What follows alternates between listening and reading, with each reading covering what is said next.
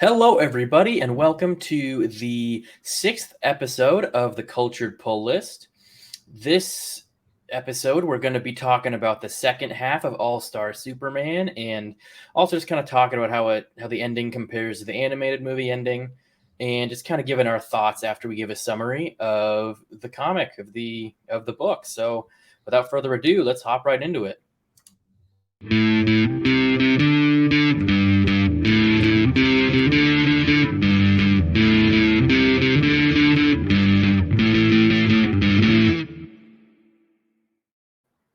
Hello, everyone. I'm Mike, and this is Luke. Hey. If this is your first time joining us on the Culture Pull List, welcome. If you have not seen our first half of All-Star Superman, I would suggest watching that. It's last episode, so check that out. But yeah, let's just jump right into some of the info for this book. So All-Star Superman was written by Grant Morrison, and the artist was Frank Quietly. Colorist and inker is Jamie Grant, and it was originally released as separate issues from November 2005 to October 2008, and then later it was compiled into a trade paperback, which is what we ended up reading. You could probably collect the original issues, but I'm sure they'd be expensive at this point. But yeah, this is part of our series going through all of the graphic novels and story arcs that James Gunn has referenced as the inspiration for the new DCU. So now we're at All-Star Superman, which we'll talk a little bit more also about like kind of apparently how this is supposed to influence the new Superman Legacy movie. We'll talk about that briefly at the end. But first, there was this quote that I brought up last episode. The measure of a man lies not in what he says, but what he does, which I thought was kind of cool. And we didn't really touch on it last time, but that was something Pa Kent actually said to Superman. So I thought that was cool. That was definitely kind of a Pa Kentism, like it's kind of something he would say to Superman. Kind of, I talked about it last episode, but it kind of reminds me of that line from Batman Begins. It's not what I say, but what I do that defines me. But I kind of like this version better. But anyway, let's hop into All-Star Superman. So technically starting with issue 7, but we're just going to say the second half. So we pick up, first of all, Bizarro World, which is this square planet, is rising up from the Underverse, which Project has been researching. We saw that in the first half of this book. But Superman is out in space releasing his pet Sun Eater because it's grown too big for his fortress and he wants it to go join its own kind. So he just releases it out in space. Looks like near Jupiter. But while he's out in space, as he's making his way back to Earth, Bizarro World pops up and a bunch of formless Bizarro clones just pop out of nowhere. And, the main Superman Bizarro tackles him. And all those Bizarro clones fall on Earth and start touching people. They're pretty formless, but once they touch people, they become, weird Bizarro clones of them. So that's fun. And they're just kind of wreaking havoc on Earth, which is not good. And they're endangering people. So Superman ends up fighting them. Mainly he's fighting Bizarro, the classic Bizarro. That's a messed up clone of Superman. Yeah, right. And he actually ends up using that bioelectricity power that he used in the first issue that he gained once he absorbed a bunch of the sun's rays, which I kind of wish they had made him use that power more often. In this book, given it's a very unique power that he has now, he only really uses it like 3 times maybe. I kind of wish he would use it more often because it is kind of a cool power, and if you're going to give Superman a new power, you kind of want him to showcase it more. Right. But anyway, so he fights Bizarro for a little bit, but then a whole horde of Bizarros attack Lois and Jimmy and all the people from the Daily Planet. So they hop in this like Zeppelin thing or something, and Superman like swoops down and picks it up and flies them off to a safe area. And he says goodbye to Lois, and he's been kind of since the first few issues, it seems like he's been kind of ignoring her for the most part. It seems like he's really been working on his own, stuff he wants to get accomplished before he dies. Like there's those 12 trials that a couple people have mentioned already in this book. Samson is one of them, and I forget who the other one is. But they're like these 12 feats he's supposed to accomplish, which it's not really, they're not very clear as to like what is what. So it's kind of, you kind of lose track throughout the book, like what he's accomplished and what he has. And especially considering some of them are like off the page, you know, he just kind of accomplishes them like between issues, I guess. Interesting. Which I'm kind of wondering if it isn't because the issues were published in, you know, with pretty big gaps. I think they came up with that because there was 12 issues, but then they just kind of lost it as they just, there's something like that. Between. Yeah. But after Superman saves the Daily Planet gang, he flies at like full speed towards Bizarro World and just slams right into it, which prompts Bizarro World to retreat back into the Underverse. And when he gets down there to when he kind of climbs out of the rubble he created on Bizarro World, Bizarro himself like surrenders to him, and like they're not fighting anymore. And then this figure shows up, speaking normal. He calls himself Zabaro, and he reveals that every 5 million Bizarro clones that are made, one is unique and seemingly kind of normal, at least as far as Bizarros go. Right. So that's kind of interesting. He kind of looks a bit like Superman, but also like his own thing. Which it's interesting. But this Bizarro World, they kind of suggest that it's alive. It's kind of a living organism almost, and it's making more and more Bizarros, but a lot of them seem like blank templates, like we saw earlier. So Bizarro World keeps falling deeper into the Underverse, and Dr. Quintum is back at the project headquarters on the moon, and he's tracking this and showing Lois this, and soon Bizarro World is going to be outside of their sight, pretty much. But during this conversation, he accidentally reveals to Lois that Superman is dying, which Superman hasn't told anyone besides Dr. Quintum. Right. And she was understandably kind of shocked to hear that news. But while Superman is on Bizarro World, he realizes that the red sun there is weakening him, and he can't use his powers to get back to Earth. Right. So, and he also kind of realizes that Bizarro World wants to get rid of him, but so like it does kind of want to help him get out of there, but he tries to rally them together and get them to help him make a rocket to escape. But it doesn't go very well until he finally just starts using their own language to communicate. You know, the weird opposite, like me do, you do that, you know, that kind of thing, like me not need help, you know, your help kind of stuff. And it's honestly a kind of a funny sequence. And it's also like takes you a second to really think about what they're saying, because it's kind of all opposite. It's like so opposite, it's convoluted, and you're like, what? You know, but it's also a pretty funny sequence. But he ends up getting the Bizarros to help him build a rocket this way. And what's also interesting is Bizarro World makes these Justice League Bizarros, but they're not helpful at all. So they're just kind of funny. Like even the Flash is incredibly slow. I'm pretty sure it's kind of suggested that. Oh, and Green Lantern has a nose ring instead of an actual ring. It's kind of funny. And for some reason, Wonder Woman became like a clay statue or something. Yeah, and it said that Bizarro Batman was killed by his parents. Right, that's right. It's pretty funny. It's really like you can't really do Bizarro without being humorous, honestly. Right. But they finally get this rocket made, and Zabaro tries to convince Superman to take him away from Bizarro World, but Superman, there's only enough room on the rocket for one person, but he promises Zabaro that he'll contact him once he gets back home.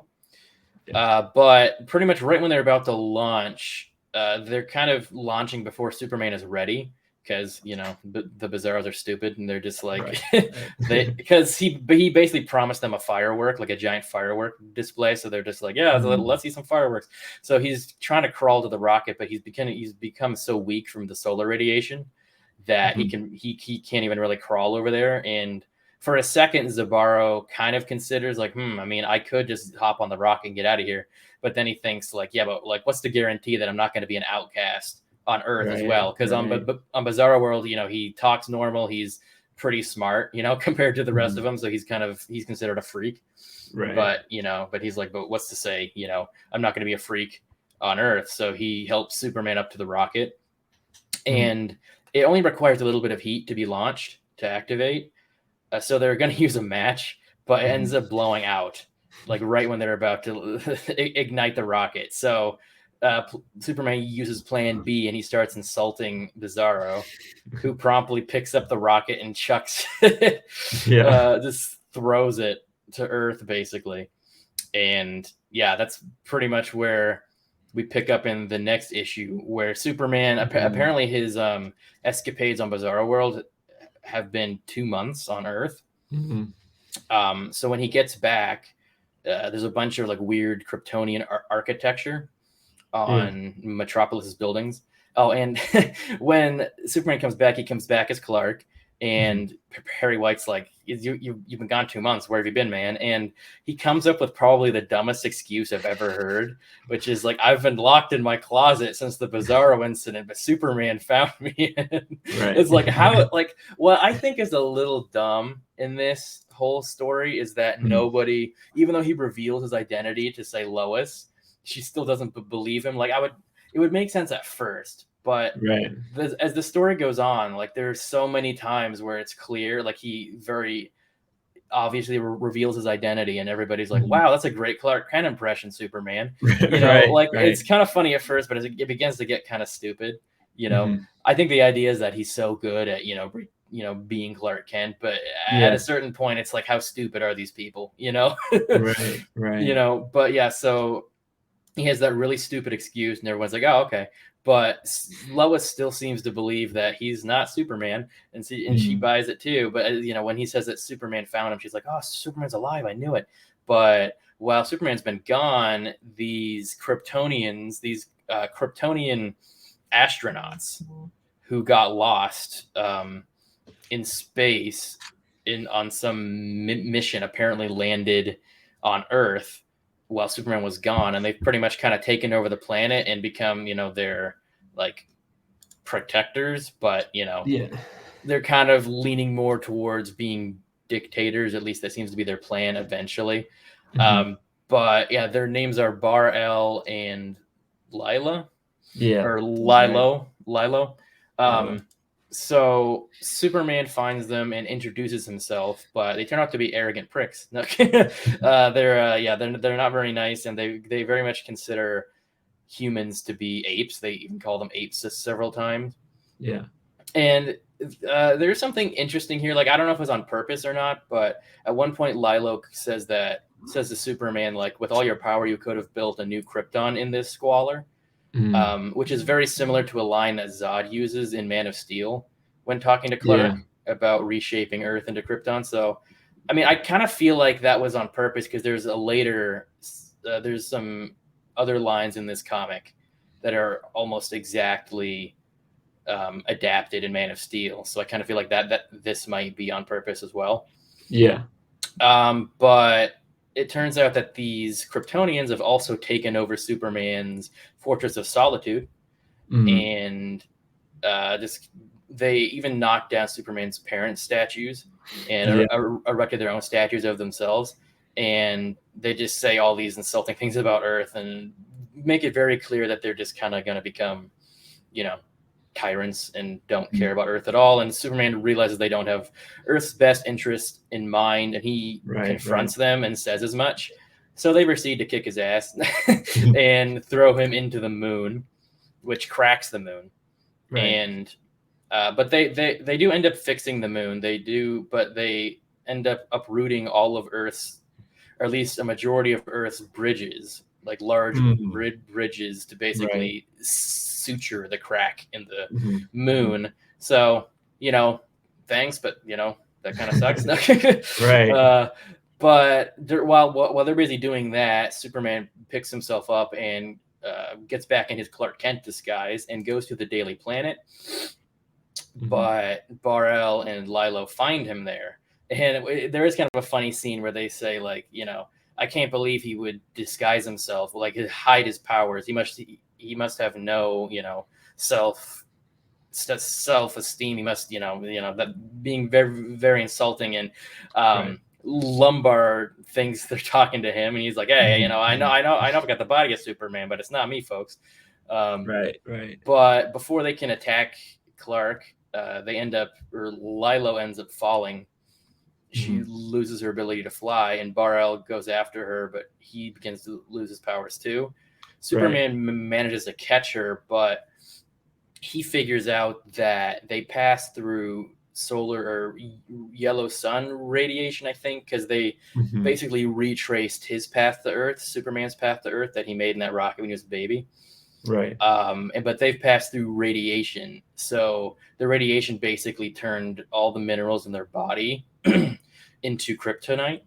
Mm. So it's basically just poisoning them to the point where they're even going blind. Right, And right. Lilo seems more heavily affected. Um, Mhm. they don't really say why. I'm assuming maybe it's because she's smaller, 'cause she's a woman, maybe. They don't really say, but Mhm. it's kind of suggested. But then Superman takes them back to his Fortress of Solitude and ends up basically telling them that the only way to save them is to put them into the Phantom Zone, like basically put their consciousnesses into the Phantom Zone as their bodies Right, die. right. But he gives them the choice, like it's your choice. You Mhm. can die if you want, but this is the only way to survive. And Bar-El actually ends up having a change of heart and Mhm. says, after all we've done to you, you still show us kindness. Like maybe we do. And I think Superman says something along the lines of, he was raised by humans and his parents instilled that in him, Right. and that they have a lot to learn from humans. And Bar-El says, perhaps you're right.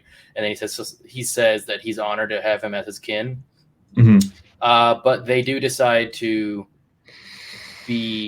have Superman put them in the Phantom Zone, which does reunite them, and they do kind of live. And Superman says something along the lines of, like, well, the Phantom Zone will finally have some law and order for once.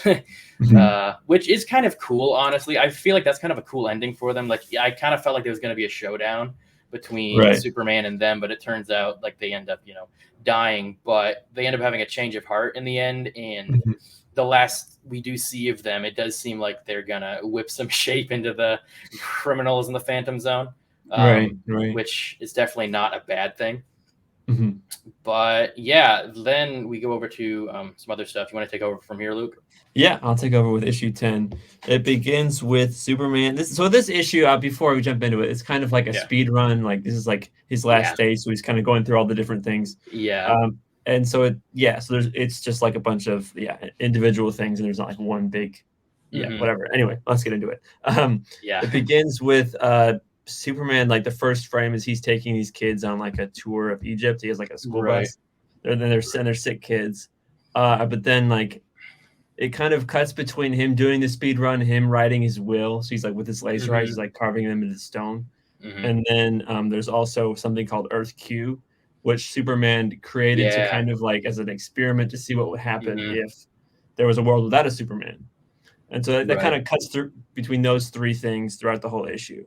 Yeah. Um, yeah, and then there's a Superman stops a train. There's a big robot that left a time capsule, but then it kidnaps Yeah. Lois Lane. And I was a little bit confused about the whole time capsule thing, but it doesn't seem to Yeah. be I important. was too. It wasn't explained super well, I don't think. Right, right. But then it turns out the robot is just a guy with Alzheimer's, which is a little bit Which weird, is, but I all guess right. he was in the time capsule. Okay. I guess So it was maybe like a he time like. machine then. Oh yeah, right. Yeah, that makes more sense. I don't know. Yeah, because I It doesn't, think yeah. they made it seem like he was from the future. Maybe. Right. Yeah. Yeah, it was a bit confusing, but Mhm. yeah, Mhm. it's not super important. So Right, exactly. Yeah, and so basically Lois explains that she let the robot kidnap him because what you were saying earlier about they Mhm. weren't spending a whole lot of time together, so she's just trying to get Yeah, his attention yeah, because she found out that he was dying. yeah, And Superman's like, "Yeah, I don't have a whole lot of time for you right now. I just got to do Superman yeah. things because I don't have a Right. lot of time left." And then what happens is maybe one of the most iconic Superman Yeah. panels of all time. Definitely one of the most of this story in particular, where Superman saves a suicidal girl from jumping off a building. Mm-hmm.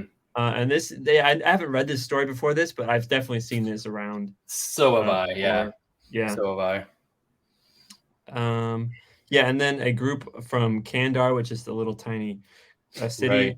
they choose to help Superman because Quintom basically he's shrunk down. He's like, Oh, whoops. we have this thing. Yeah, well, it's like he basically convinces a group of them to go help Superman, and because they're small, basically they go in and they kind of help his immune system fight off the white blood cells, which it's not a permanent cure, but it kind of gives Superman a little bit more time. Right. And then Superman and Quintum are on Mars for some reason. They talk about the possibility he brought Kandor to Mars. Oh, okay. Yeah. They're basically gonna be able to live on Mars, I guess, is the idea. Okay. So he didn't like make him big, but they just put him on Mars. Figure that out, but yeah. Yeah, because I guess when I read it, I didn't see that little tiny city in the corner. Right. Yeah. I see it now. Okay. Yeah, and another thing about Earth's Q is you can kind of see is that they move super quick. So it's like it's been like not even a whole second, and they're already in like the Gilded Age, pretty much. So like, they move really quick. Yeah,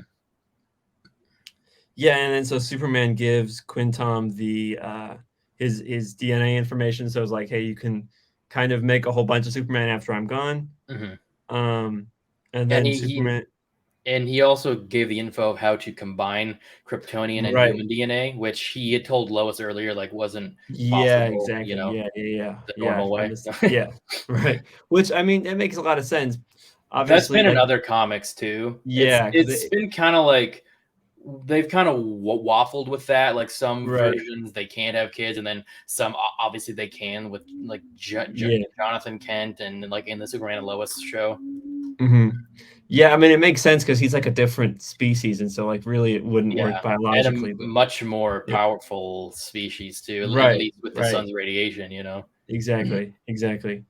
So he gives him the information with his DNA, and then like I mentioned, the Kandarians are in Superman's blood cells, but then he kind of leaves, and he kind of just shoots him at the hospital with all the kids, which is a little bit weird, but I mean, it's a little weird, but it was kind of cool at the same time. Right. Like, I think the idea is the kids have cancer. Exactly. To destroy the cancer cells.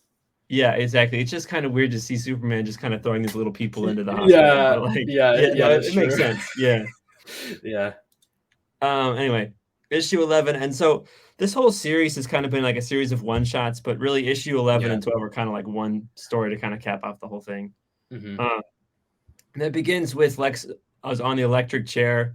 He survives because he took his last like wish was to get a cocktail, but turns out it was the Superman cocktail. Which it was the same one that he made for Lois, basically, right? Yeah, he stole it. Yeah, he stole from one of the robots. Right. Robot 7. Yeah, exactly. Yeah, so he survives the chair, and he breaks out. He has superpowers. Yeah. And then Lex goes to the secret underground lair with his niece, who I've never heard of her in any other comics, but she shows up in this one a couple of times. So, I don't even remember her name. It's something weird. Yeah, it's I don't know if it's on the screen. I don't know. It starts with an N. It's really long. It's weird. Yeah, it is weird. Yeah, it's not really worth. It's not really worth trying to remember. And so basically, his plan is to he set all the prisoners from Stryker Island free, and then he gives his niece the controller for the robots to basically distract everybody so he can get to Superman. And then he also changed the sun red with the help of Solarius, I believe his name is. Solaris, I think. Solaris, yeah. There's basically this sun alien that can just absorb suns and stuff. So it's apparently it's an artificial sun computer from the future, which is interesting to say the least. I thought it was an alien at first, but they explain it later. Yeah. And Superman gets a new suit. He gets a white suit, which is sort of like an anti-solar suit, which it makes sense because if the black one was to help absorb the light, then the white one would be to that makes sense. I don't know if that's how colors work, but it makes sense logically with the way the different suits are. Well, that probably doesn't track scientifically, but it's comics. Who cares? Right, exactly. So he's in the white suit with the robots, and then Robot 7's like, hey, I malfunctioned and I gave Lex the formula.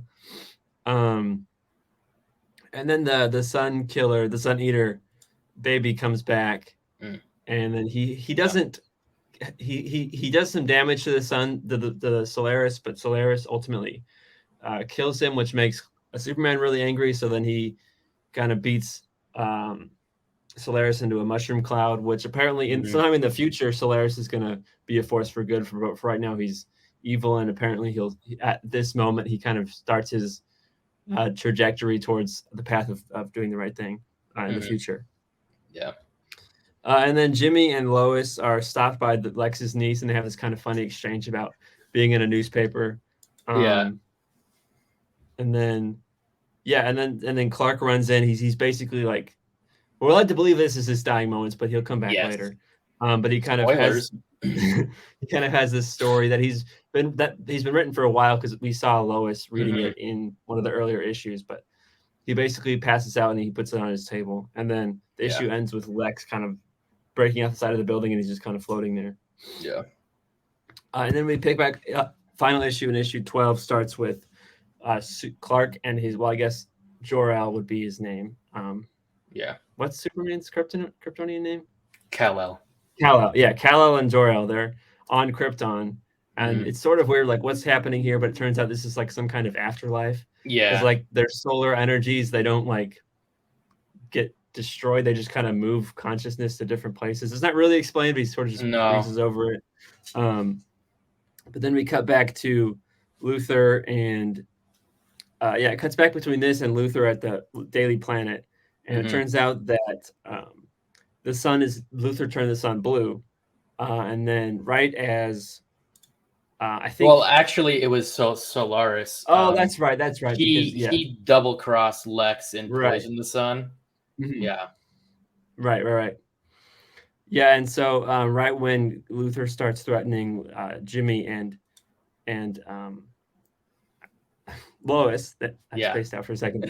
Jimmy and Lois, Clark kind of comes back to, and he kind of stands in the way of Lex Luthor, and Lex Luthor's like, what's going on? Like, it's been revealed at this point that Lex doesn't really think a whole lot about Clark, and obviously nobody does. It's a secret identity.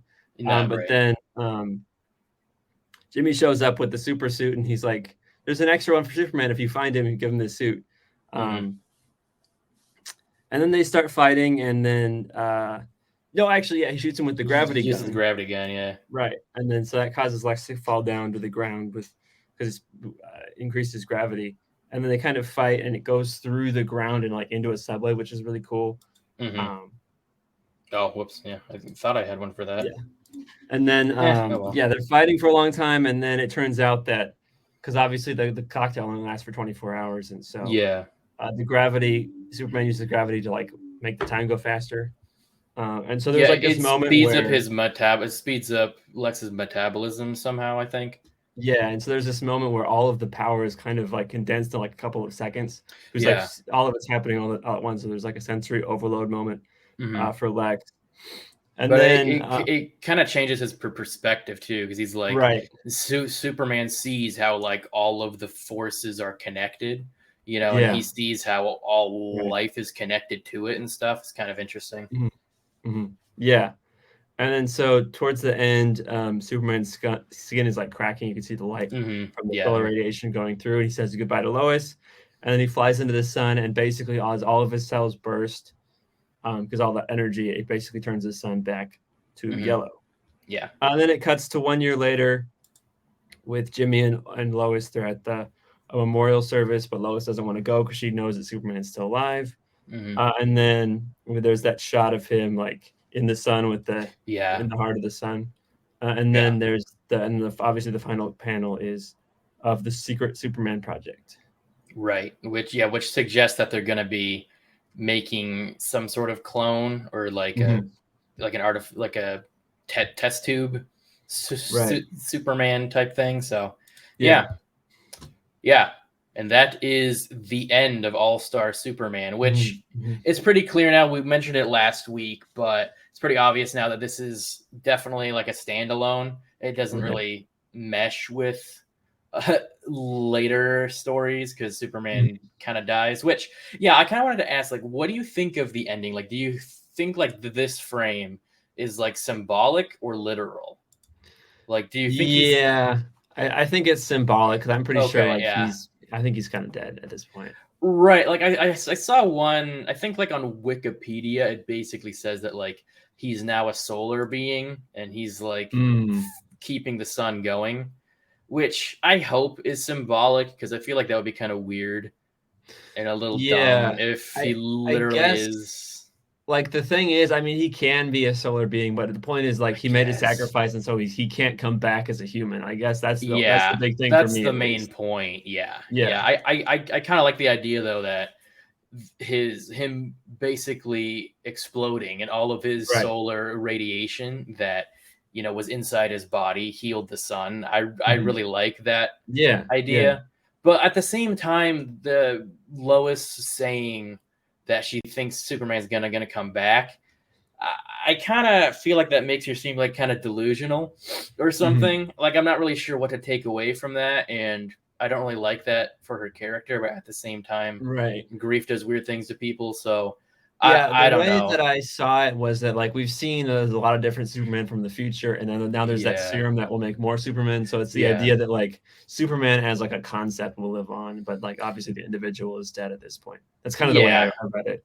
Gotcha. Yeah, but she said something about like he's not dead, he'll be back. He's just fixing the sun, and once he's done, he'll come back to me or something. Yeah. Like, okay. Right. But yeah, so overall, what did you think of this book now that we have finished it and recapped both halves of it? Yeah, I liked it. I don't necessarily like the whole. It's very episodic, and so after a while, that kind of got a little bit old. I like it to kind of my stories to like tie together. Yeah. But there's a lot of really interesting ideas. Like the thing with the Bizarros was kind of scary, which was an interesting take on. Yeah, I liked that. Yeah. I like the bit with the Kryptonians. How like normally when we think of like Kryptonians coming for revenge, it's normally like Zod, where he's trying to like dominate the planet. But this is sort of like a different angle, which is really interesting. Yeah, I thought so too. Yeah, kind of what you were saying with the episodic nature of this story. It felt a bit disjointed to me. Yeah.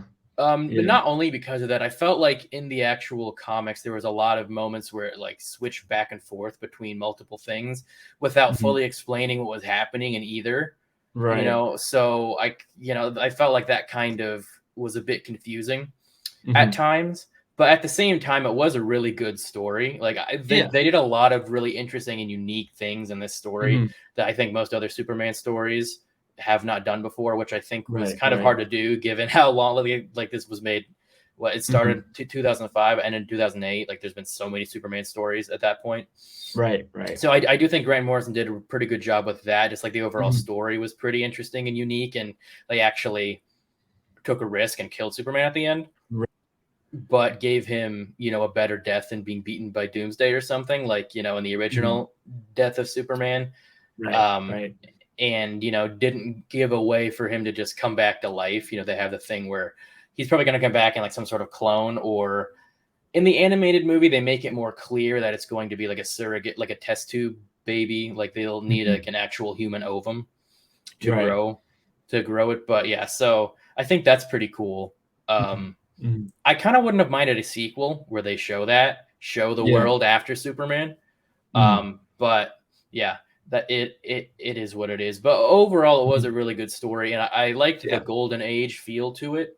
Right. I feel like my Superman experience growing up, like I grew up on like the 90s animated series, the Bruce Timm series, and the I forget what they call it, but the 1940s cartoons, like the old ones. Oh yeah. So I feel like this story really emulates both of those in different ways. I'm not a huge fan. The only thing with Clark Kent, and this isn't just in this story, it's in a lot of other stuff. I'm not a huge fan of when they make Clark too bumbling, and too clumsy. He almost starts to be like a parody or a weird caricature instead of like an actual person.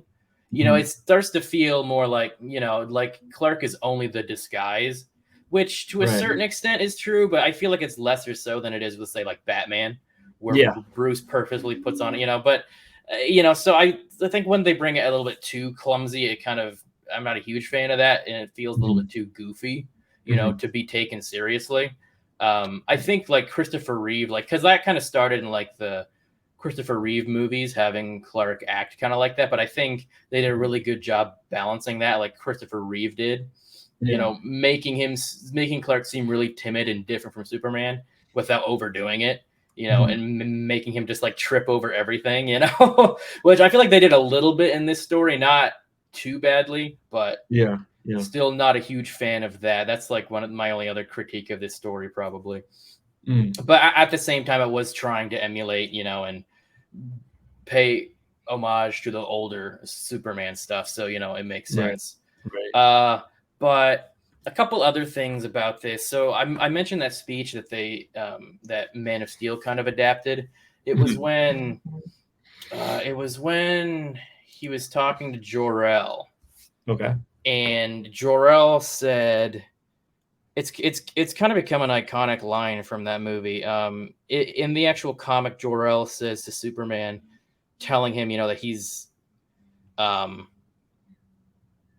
you're basically done.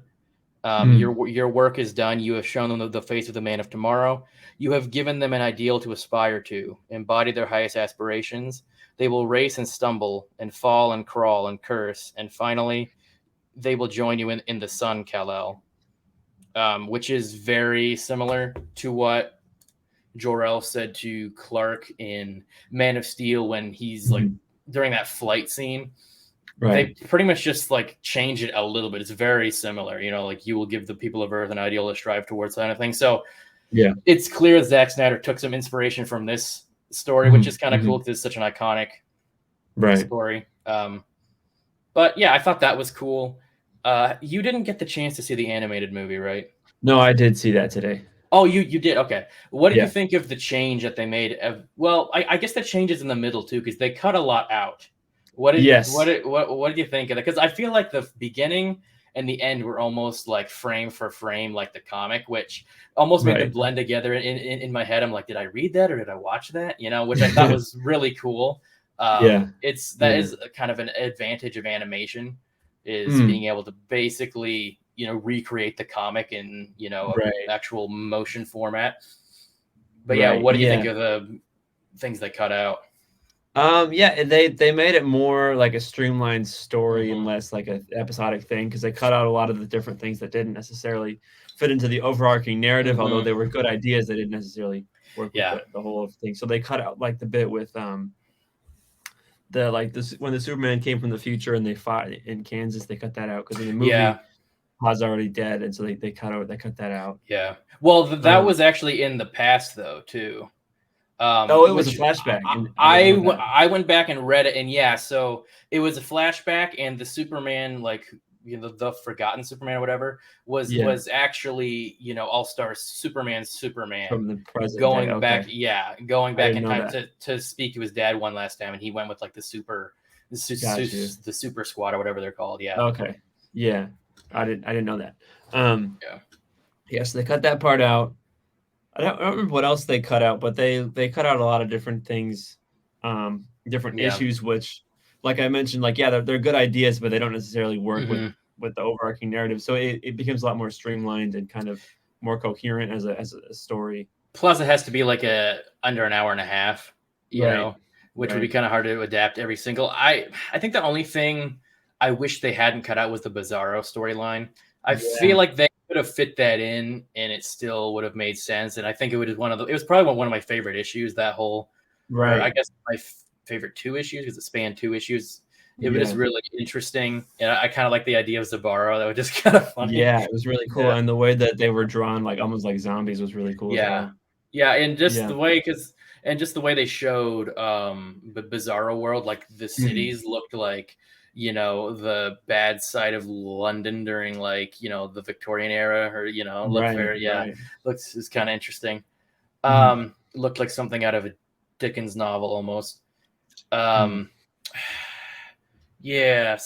I had other feels disjointed. I think I pretty much talked about the ending of the animated movie. What did you think about the major change with Lex giving Quintum the Superman's DNA instead of Superman giving it to Quintum.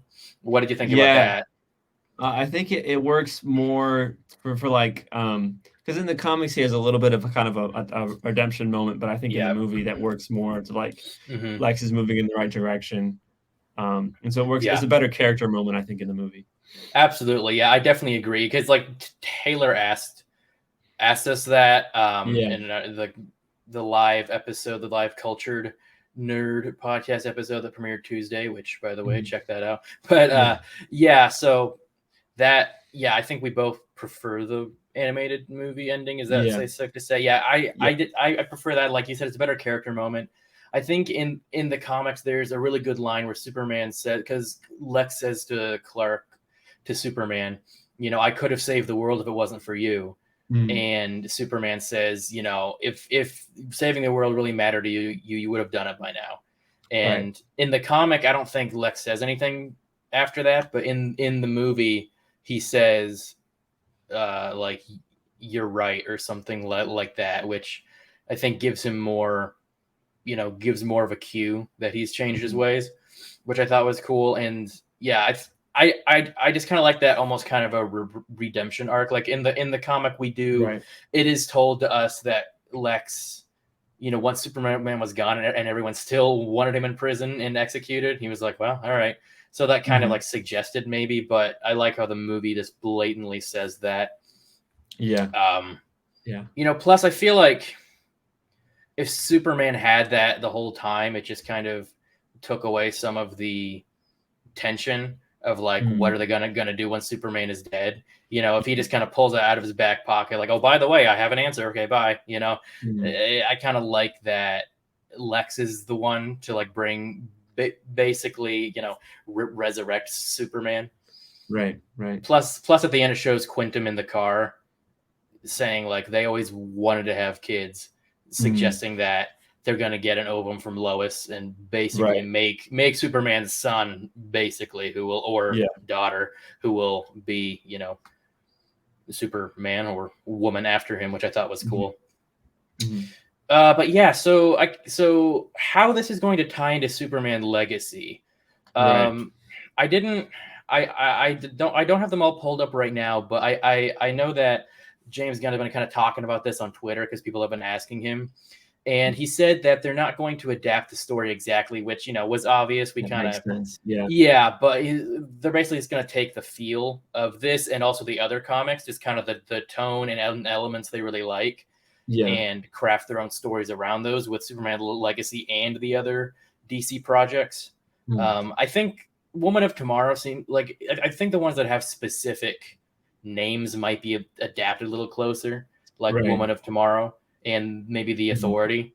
But I guess we'll see going forward. But I think that's probably a good idea. I feel like they have a really daunting task, I feel like, with this movie, because they're definitely going to be like more like this book, which is more like a golden age version of Superman, more like times past in a way.